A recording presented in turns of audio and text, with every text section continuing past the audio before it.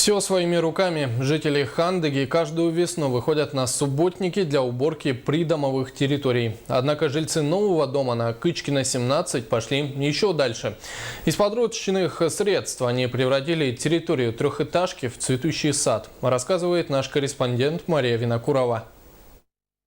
Новоселый дом по улице Кычкина, 17 живут в нем всего 5 лет, который был возведен по программе переселения граждан из аварийного и ветхого жилья в 2010 году. Кто бы мог сказать, что через несколько лет жильцы дома создадут во дворе рукотворную красоту. Здесь старые вещи приобретают новую жизнь. Среди цветов обосновались божьи коровки из строительных касок, лебеди из старых шин, солнышко из пластиковых бутылок. На изготовление одного большого лебедя уходит максимум час.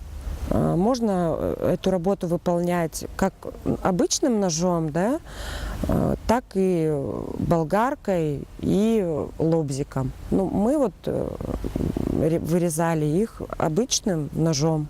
Трудно поверить, что такую трудоемкую работу выполняют две хрупкие женщины – Наталья Суворова и Евгения Беренцева.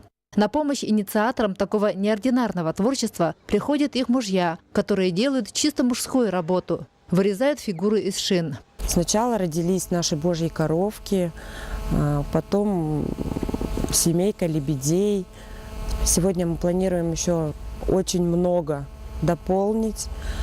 Деревья у нас не прижились по благоустройству, поэтому будем облагораживать территорию таким способом. Работа нетрудоемкая, особых затрат не требуется, разве что на приобретение красок. Жильцы дома стали привыкать к красоте и с благодарностью относятся к труду соседей. А мастерицы обещают, что каждый год в сказочном саду будут появляться новые жильцы. Мария Винокурова, Джилсан Толстяков, НВК Саха, Хандыга.